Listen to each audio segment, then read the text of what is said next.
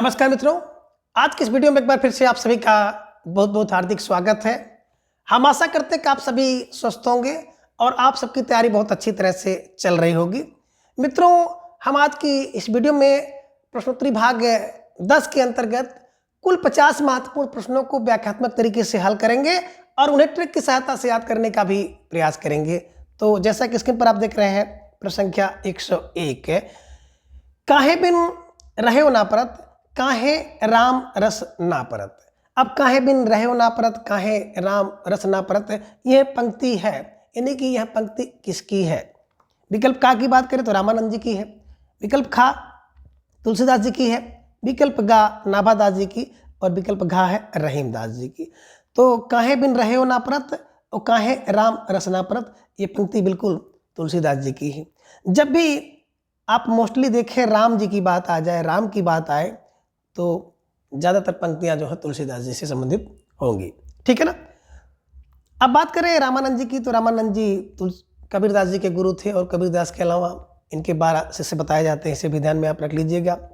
नाभादास जी की बात करें तो नाभादास की जो प्रसिद्ध रचनाएं हैं अष्टयाम और भक्तमाल, और यही नाभादास जी हैं जिन्होंने तुलसीदास जी को कलिकाल का वाल्मीकि भी कहा है। रहीमदास जी की बात करें तो रहीमदास जी से संबंधित ढेर सारे प्रश्न आपने देखा है। इनकी रचना की बात करें तो इनकी एक रचना है नगर शोभा, दोहावली है, बरवे नाई का भेद है, एक रचना आपने देखा था मदनाष्टक जो कि खड़ी बोली में है। तो इनसे संबंधित भी प्रश्न आपकी परीक्षा में पूछे जा सकते हैं, है ना। देखो मित्रों, बात करें तो हम लोग क्या करते हैं कि एक प्रश्न को हल करते हैं, उसके जो 4 विकल्प होते हैं उन चारों विकल्पों को भी थोड़ा बहुत देख लेते हैं, जहां से आपके परीक्षा में संभावित प्रश्न बनते हैं। अब प्रश्न संख्या 102 है कि मन रे परस हरि के चरण, पंक्ति है, यानी कि यह पंक्ति किसकी है। मन रे परस हरि के चरण, है ना। विकल्प का की बात करें मीराबाई, खा तुलसीदास, गा नाभादास और घा है रहीमदास। तो मन रे परस हरि के चरण, अब किसका मन जो है हरि के चरण को परस करेगा, तो बिल्कुल मेरा पर मीराबाई।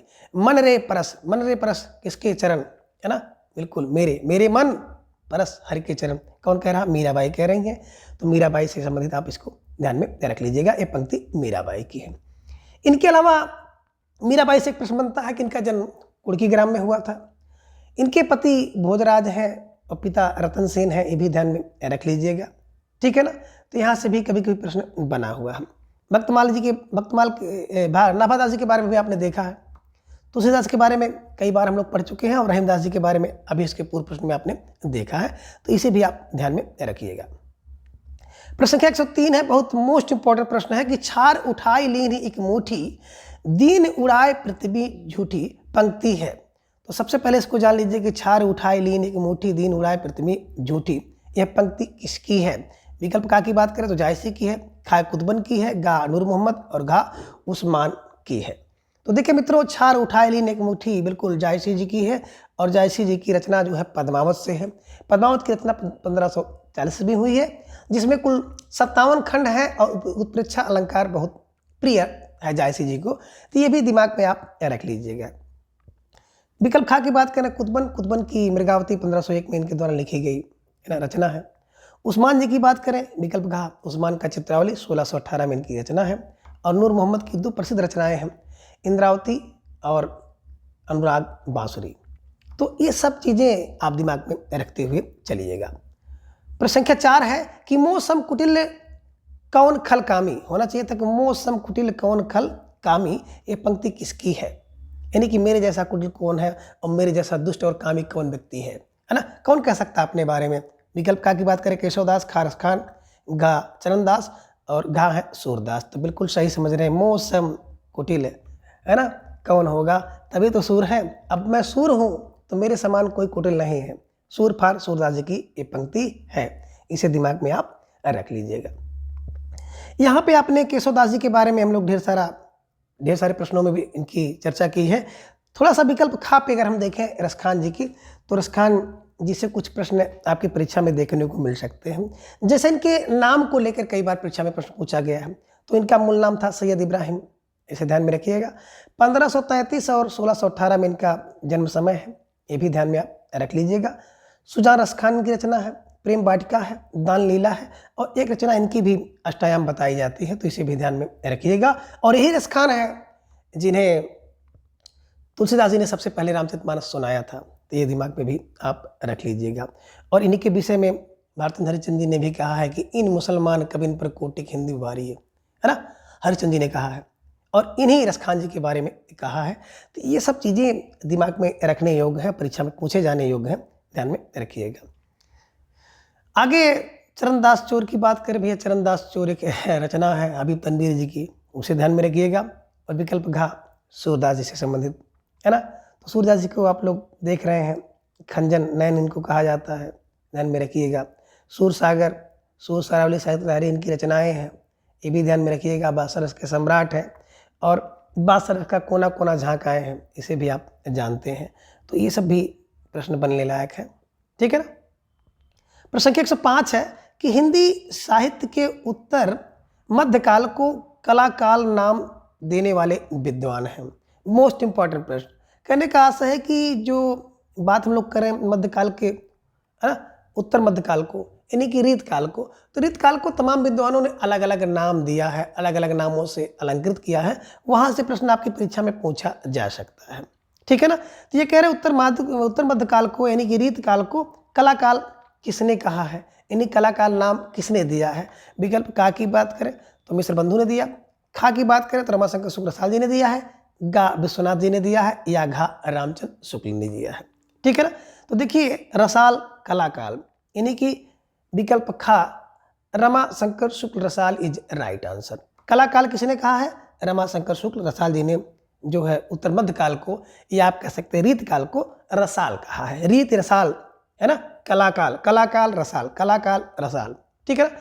यानी कि कलाकाल का जो कला का काल होता है बड़ा रसाल होता है, इसे दिमाग में बैठा लीजिएगा, ठीक है ना। अब मिश्र बंधु की बात करें तो मिश्र बंधु ने उत्तर मध्यकाल को, रीतकाल को क्या नाम दिया है, अलंकृत, अलंकृत काल। अब देखिए किसी के बंधु हो, अब बंधु का सिलेक्शन हो जाए, अच्छे पद पर हो जाए, और अच्छे पद पर जब सिलेक्शन हो जाएगा तो अलंकृत करेगा, तो बंधु अलंकृत करेगा, किसको बोले, रीत को। रीत काल का नाम क्या किया, अलंकृत काल किया, ठीक है ना। अब विश्व की बात करें तो विश्वनाथ का श्रृंगार, पूरा विश्व श्रृंगार करता है, तो श्रृंगार काल नाम कौन देंगे, विश्वनाथ प्रसाद मिश्र ने दिया, है ना। तो पूरा जो श्रृंगार की बात आती है तो पूरा विश्व श्रृंगार करता है, विश्व पर विश्वनाथ का। अब रामचंद्र शुक्ल जी की बात करें तो राम ने उसको क्या कहा, रीतिकाल कहा, रीति काव्य कहा है, इसे दिमाग में रख लीजिएगा। राम का रीति काव्य, रीति काव्य, रीति काव्य, है ना। बस ऐसे मोटा मोटी दिमाग में बैठा लेंगे तो निश्चित रूप से अगर यहाँ से कोई प्रश्न बना तो आप उसको ठीक कर पाएंगे, ठीक है। प्रश्न संख्या 6 है कि कवि कल्पतरु ग्रंथ के प्रणेता, यानी कि कवि कल्पतरु के जो ग्रंथ है इसके लेखक, इसके रचयिता, रचनाकार कौन है। का की बात करें तो बिंद्र कवि, खा चिंतामणि, गा केशवदास, और घा है रसलीन। देखिए भाई कवि कुल कल्पतरु, है ना, कवि को किसकी चिंता है, बोले कवि को कल्पतरु की चिंता है, चिंता फर चिंतामणि की रचना है, ठीक है ना। अब चिंता किसकी है, बोले सर कवि को अपने कवि कुल की चिंता है, ठीक है ना, इसे दिमाग में रख लीजिएगा। केशवदास के बारे में आपने देखा ही है, रसलीन की देख लीजिएगा, अंग दर्पण और रस प्रबोध इनकी बड़ी प्रसिद्ध रचनाएं हैं, तो परीक्षा में पूछे जाने योग्य हैं, उसे भी आप लोग दिमाग में रखिएगा, ठीक है। आगे प्रश्न संख्या 107, रस रहस्य ग्रंथ के प्रणेता हैं, यानी कि रस रहस्य ग्रंथ के लेखक कौन है। अब विकल्प का की बात करें तो कुलपति मिश्र, खा देव, गा बिहारी, और घा है जगन्नाथ रत्नाकर। तो देखिए रस का रहस्य कौन, रस का रहस्य लेना भैया तो कुल लीजिए, कुल फार कुलपति मिश्र का। जब भी आपको रस लेना हो तो रस का रहस्य लीजिए तो भैया कुल लीजिए, है ना, कुल फार कुलपति मिश्र जी का है। इनके अलावा इनकी एक रचना है युक्त तरंगड़ी, इनकी एक रचना है नक्सिक और संग्राम सार, और द्रोण पर भी इनकी एक रचना है। और जब हम लोग इसको पढ़ रहे थे तो हमने बताया था कि आपको रस लेना हो भैया रस का रहस्य तो कुल लीजिए, कुलफार कुलपति मिश्र की।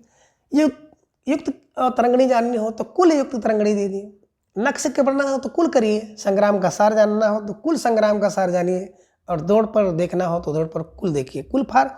ये सब रचनाएं कुलपति मिश्र जी की हैं, ठीक है ना। आगे देव की बात करें, देव का जात विलास, भाव विलास, भवानी विलास, ढेर सारी रचनाएं हैं, इसे ध्यान में रखिएगा। जगन्नाथ का आपने देखा ही है ना, रत्नाकर का। बिहारी जी की बात करें तो बिहारी की एक रचना है बिहारी सत्सई, है ना। ठीक है, इसे दिमाग में रख लीजिएगा। आगे प्रश्न संख्या 108, भवानी विलास ग्रंथ के प्रणेता हैं, यानी कि भवानी विलास ग्रंथ के रचयिता कौन है। विकल्प का की बात करें तो बिहारी हैं, खा देव है, गा कुलपत मिश्र है और घा है भिखारी दास।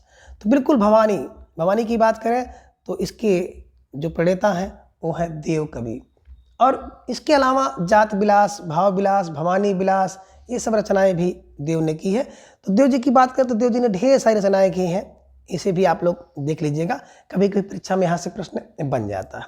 ठीक है, भिखारी की बात करें तो काव्य निर्णय इनके द्वारा रचना लिखी गई है, इसे भी आप ध्यान में थोड़ा सा रखिएगा। ठीक है ना, भिखारी दास जी की। प्रश्न संख्या 109 है कि अधोलिखित में कौन सा ग्रंथ भिखारी दास का नहीं है। कहने का आशा है कि निम्नलिखित में से एक ऐसा ग्रंथ है जिसको भिखारी दास जी ने नहीं लिखा है, वो कौन सा है। विकल्प का की बात करें रस सारांश, खा काव्य निर्णय, गा शतरंज शतका और घा है देव माया प्रपंच। तो बिल्कुल बात करें देव माया प्रपंच, तो देव माया प्रपंच देव की रचना है। बाकी तीनों रचनाएं की अगर बात की जाए तो रस विलास, रस सारांश, काव्य निर्णय और शतरंज शतका, ये तीनों रचनाएं जो है भिखारी दास जी की हैं। आप कैसे दिमाग में बैठाएंगे, देखिए काव्य का निर्णय कौन लेता है, बोले सर भिखारी लेता है। शतरंज शतका कौन खेलेगा, बोले भिखारी खेलते हैं। रस का सारांश कौन जानता है, बोले भिखारी जानते हैं। तो ये तीन रचना तो भिखारी जी की हैं, यानी कि भिखारी दास की। और एक रचना देव माया प्रपंच, ये भिखारी दास जी की नहीं बल्कि देव की रचना है। ठीक है, इसे ध्यान में रखिएगा। तो प्रश्न संख्या 109 का विकल्प घा देव माया प्रपंच इज राइट आंसर। प्रश्न संख्या 110 है कि भिखारी दास के आश्रयदाता का नाम है, यानी कि भिखारी दास के आश्रयदाता कौन थे। विकल्प का की बात करें तो राम सिंह, घा खा हिंदुपति सिंह, गा शिवाजी और घा है शाहजी भोसले। तो बिल्कुल आप सही समझ रहे हैं कि जो भिखारी है ना किसके पास जाएगा, है ना, जो हिंदुपति होगा, हिंदू का पति होगा तो हिंदुपति सिंह, है ना। किसके पास जाएंगे, हिंदू के पति के पास जाएंगे, पति जो मालिक होगा उसके पास जाएंगे भिखारी भीख मांगने। तो बस इसे क्लू में बैठा लीजिएगा कि भिखारी दास के जो आश्रयदाता थे वो हिंदुपति सिंह थे, इसे ध्यान में आप रखिएगा। अब प्रश्न संख्या 111 है कि रस प्रबोध ग्रंथ के प्रणेता कौन है। रस प्रबोध के प्रणेता यानी कि रस प्रबोध के रचनाकार कौन है। विकल्प का की बात करें रसलीन, खातोष, गा पद्माकर और घा है प्रताप शाही। तो रस प्रबोध, बिल्कुल रस प्रबोध, रस के प्रबोध में क्या है, लीन है। बोले सर रस के प्रबोध में लीन है, रस लीन, ध्यान में रखिएगा। तोष जी की बात करें तो उसने 34वां एक जो है दिमाग में रखिएगा, कठिनता नामक इन्होंने, है ना, एक बताया था, संचारी भाव बताया था। ऐसी कुछ बातें देखने को मिलती हैं। प्रश्न 112 है जग विनोद ग्रंथ के प्रणेता है। अब जग विनोद के प्रणेता कौन है। विकल्प का की बात करें सुखदेव, खा पद्माकर, गा बेनी प्रवीण और घा है राम सिंह। तो जग में विनोद कौन कर सकता है, बोले भैया जो पद्माकर होगा। अगर आपको पद मिल जाएगा, पद को प्राप्त कर लेंगे तो जग में विनोद करो ना। तो जग विनोद कौन करेगा, बोले पद्माकर, पद्माकर इसके लेखक हैं।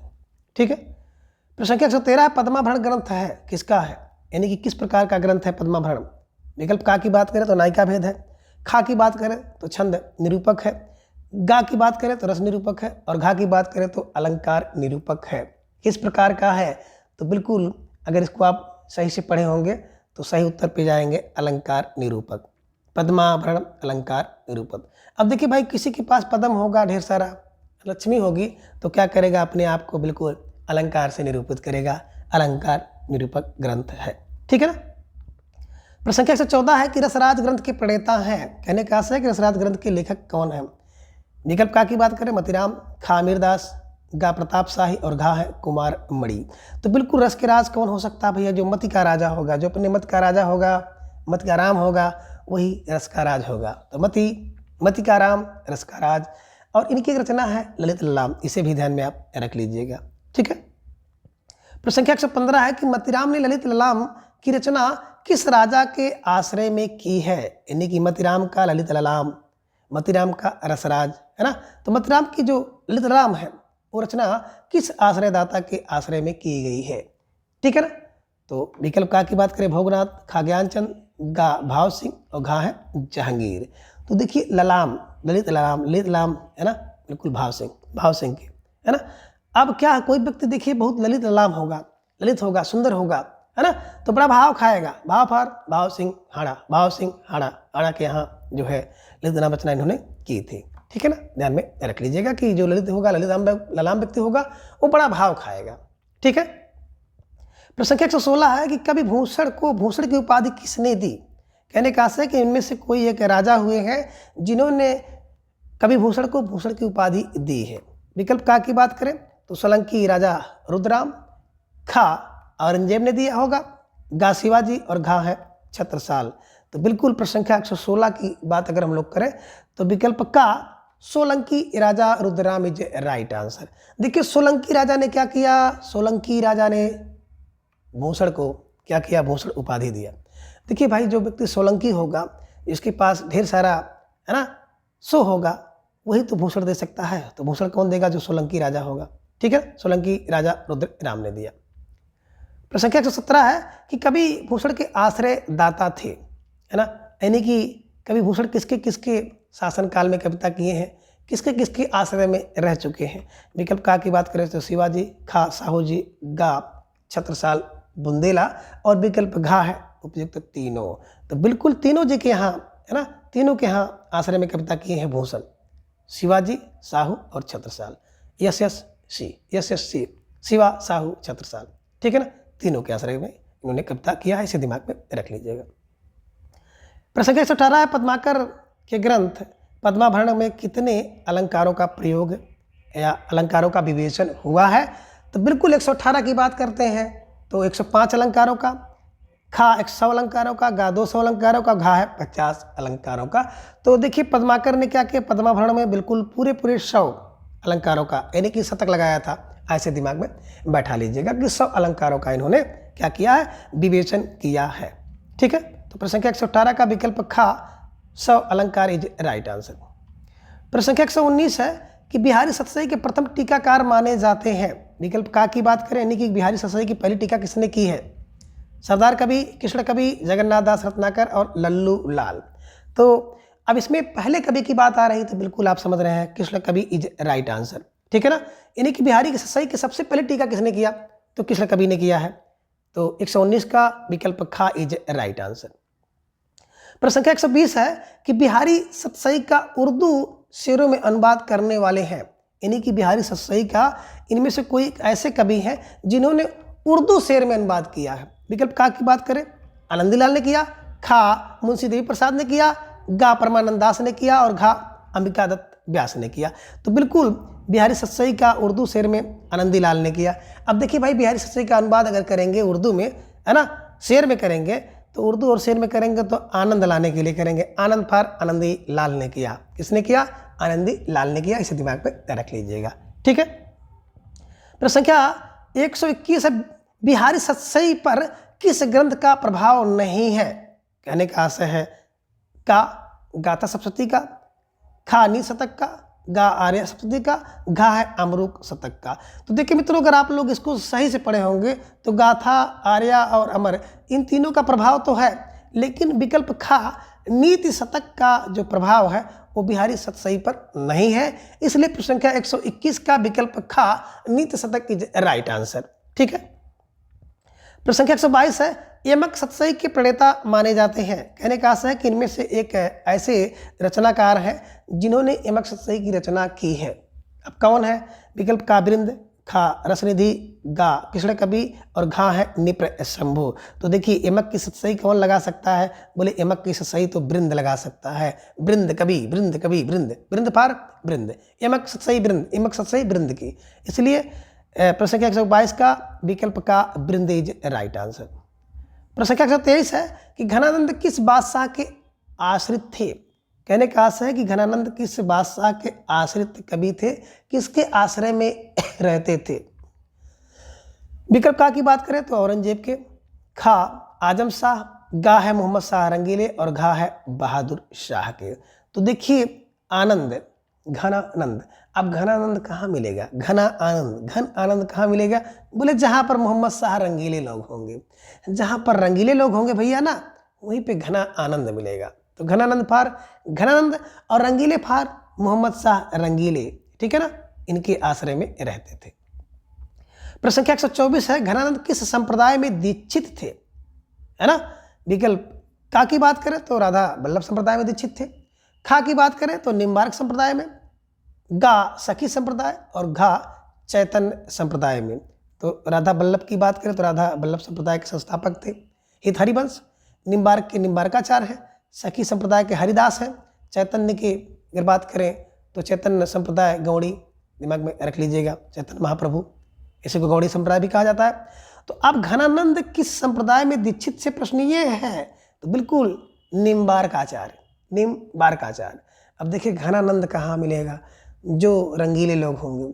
अब घनानंद मिलेगा तो संप्रदाय कौन होगा, बोले निम्बाचार्य, निम्बकाचार्य, निम्बाचार्य, निम्बकाचार्य, ठीक है। ऐसे बैठा लीजिए। प्रश्न संख्या 125 है कि ये साक्षात रसमूर्ति और ब्रजभाषा काव्य के प्रधान स्तंभों में से एक है, घनानंद के बारे में किस विद्वान का कथन है। कहने का आशय यह है कि रसमूर्ति है, ब्रजभाषा के प्रधान स्तंभ में एक है, यह कथन घनानंद जी के बारे में कहा है। अब किसने कहा है, तो विकल्प देखिए, विकल्प का की बात करें हजारी प्रसाद द्विवेदी ने कहा, खा आचार्य रामचंद्र शुक्ल ने कहा, गा डॉक्टर नागेंद्र जी ने, और घा की बात करें तो नंद दुलारे वाजपेयी ने।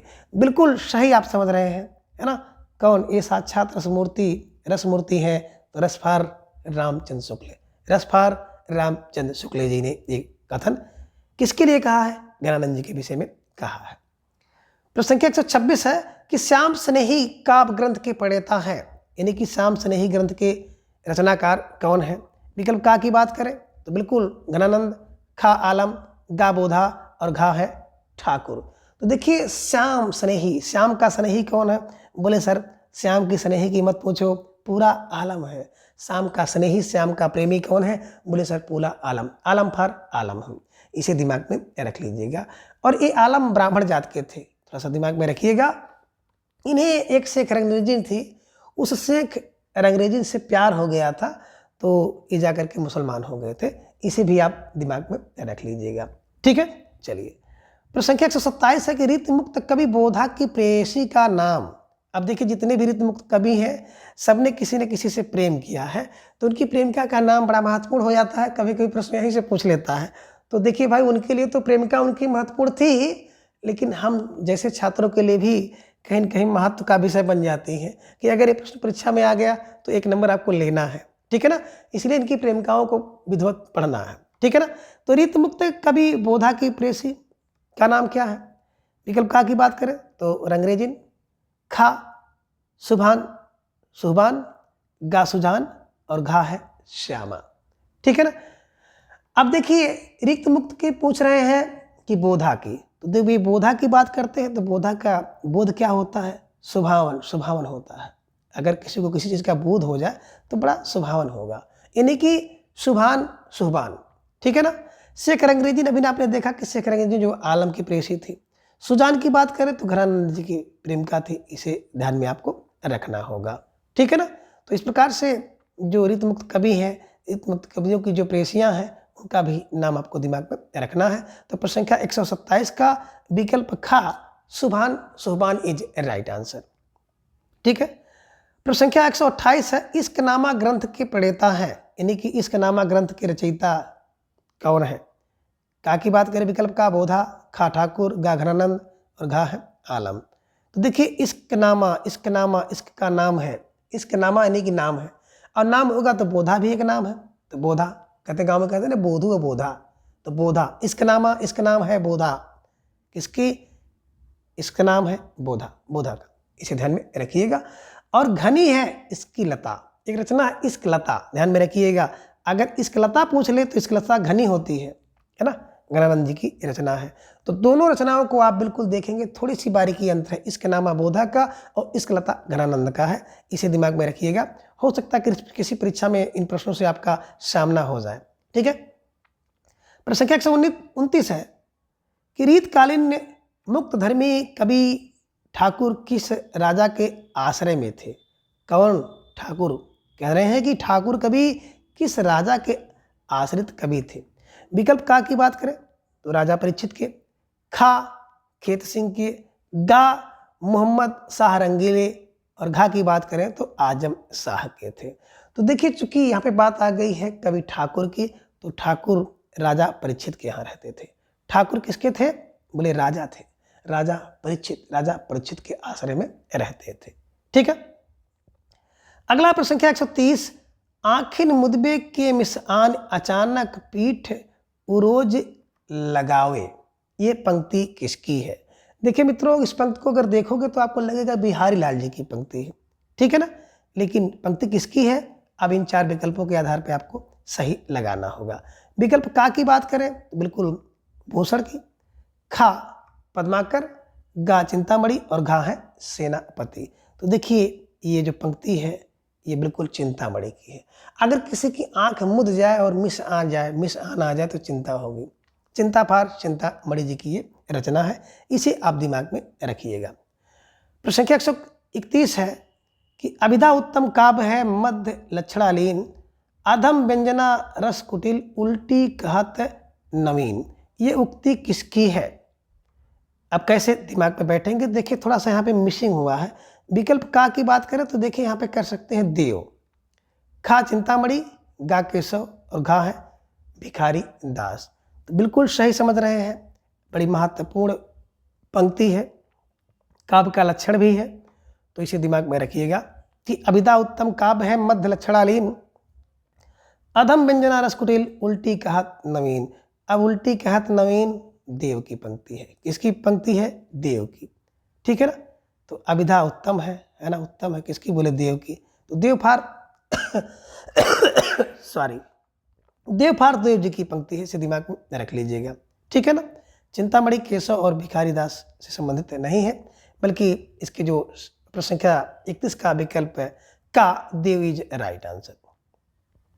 प्रश्न संख्या 132 है कि डार द्रुम पलना बिछौना नौ पल्लव के पंक्ति है, यानी कि डाल का जो द्रुम है वो पलना है और बिछौना ये सब कौन है? 9 पल्लव के हैं।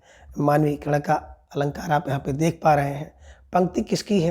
विकल्प का की बात करें तो ग्वाल कब की है, खा पृथ्वी सिंह की है, गा देवदत्त की है और घा पद्माकर की है। तो बिल्कुल सही समझ रहे हैं। डार द्रुम का पलना और बिछौना 9 पल्लव का कौन कर सकता है? बोले देव कर सकते हैं, या देव के लिए है डार द्रुम का पलना बन जाता है और बिछौना 9 पल्लव बन जाते हैं। देवफार देवदत्त।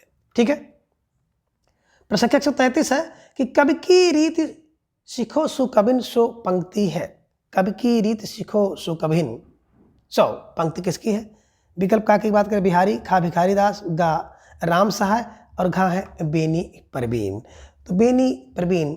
अब क्या आपने देखा कि बिल्कुल काव्य की रीत कौन सीखता है और कौन सिखाता है? भैया काव्य की रीत सीखना है तो भिखारी से सीखो।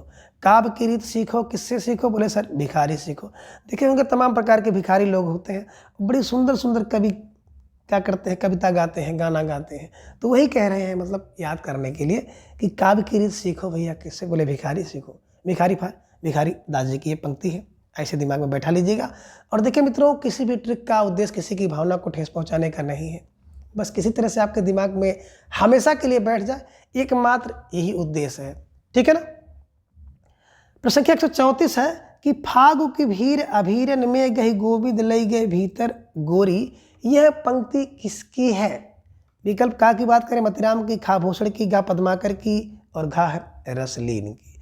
तो देखिए फागु की भीड़ हो और उस भीड़ में अबीर हो और अबीर में गोविंद गही के भीतर ले जाएं, तो बिल्कुल कौन ले जा सकता है? बोले पद्माकर। कुछ तो करना पड़ेगा, बिना करके नहीं जाएंगे। पद्माकर, पदम करके ले जाओगे, पकड़ करके ले जाओगे। बोले सर कैसे ले गए? बोले पकड़ के ले गए, पकड़ कर, पदम कर, पदम कर, पदम कर, है ना, पदम से, है ना। तो दिमाग में रख लीजिएगा पद्माकर की पंक्ति है। ठीक है, चलिए। प्रश्न संख्या 135 है कि कुंदन को रंग फीको लागे झलके अति अनंग चार गुराई, यह पंक्ति किसकी है? अब कुंदन का रंग फीका लागे, है ना, कब? विकल्प का की बात करें कालिदास त्रिवेदी, खा मतिराम, गा रसलीन, घा है सुखदेव मिश्र। भैया हो कुंदन का रंग फीका लागेगा, कब लागेगा? जब मत में राम होंगे। मत में राम की बात करें तो मतिराम इसके, है ना, इस पंक्ति के आप कह सकते हैं कि प्रणेता है, ये उनकी पंक्ति है। कैसे दिमाग में बैठाएंगे? कुंदन का रंग फीका लगेगा कब? जब मत में राम होंगे, तो कुंदन का रंग भी फीका लगता है।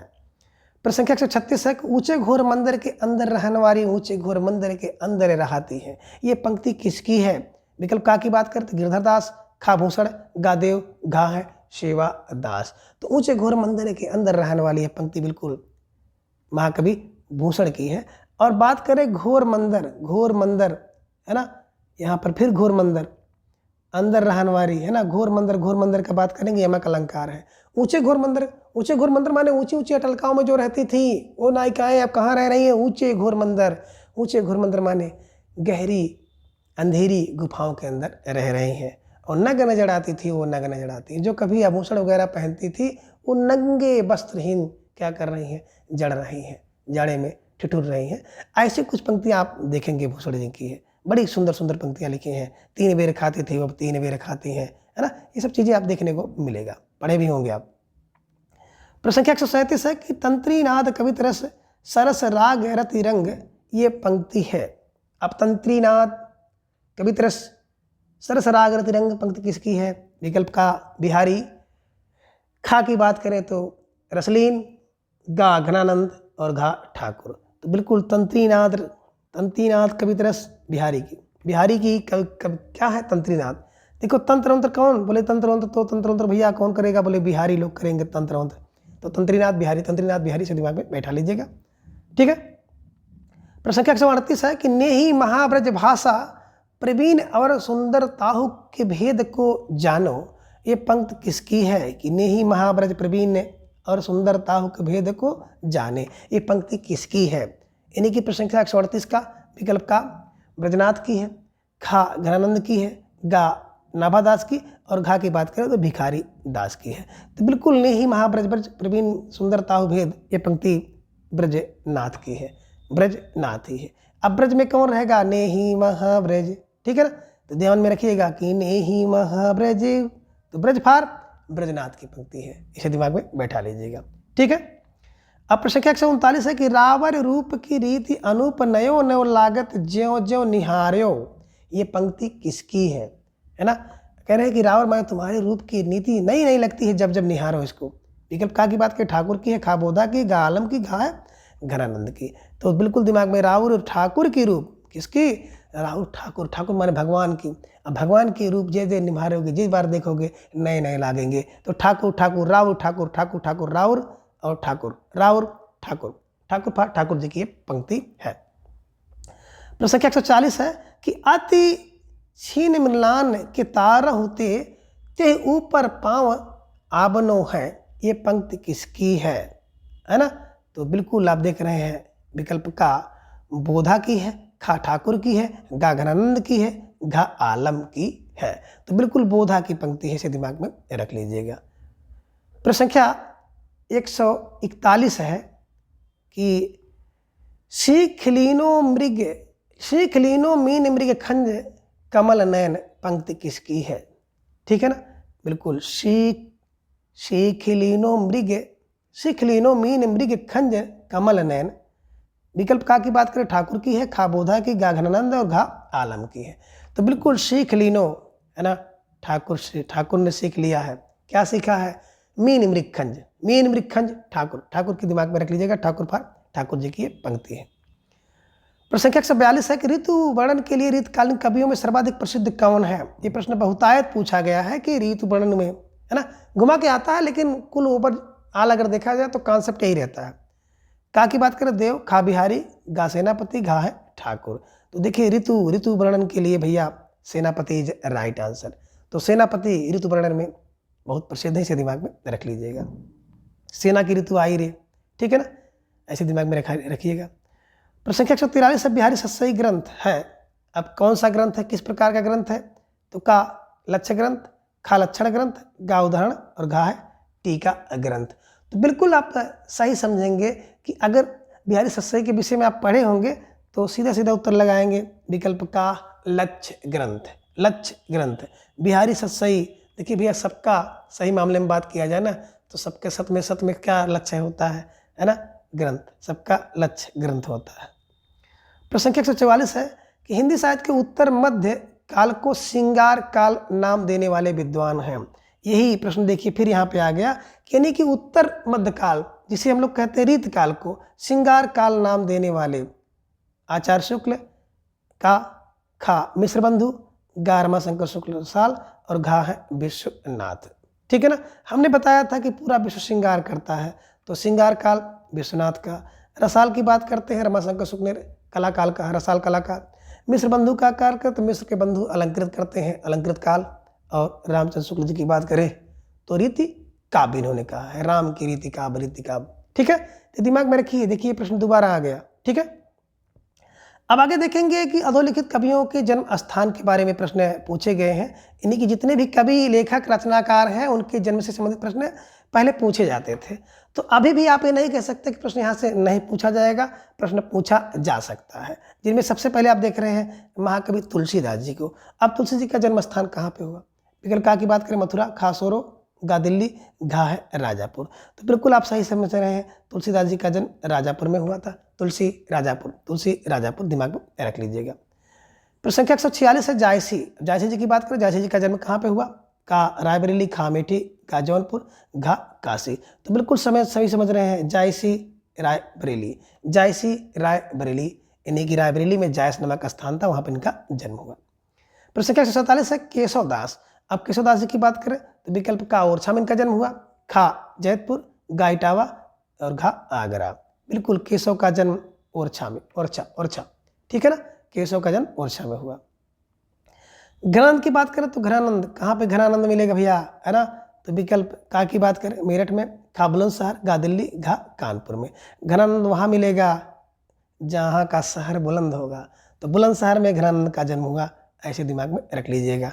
शहर बुलंद तो घनानंद होगा। ठीक है ना। आगे है देव कवि का जन्म हुआ।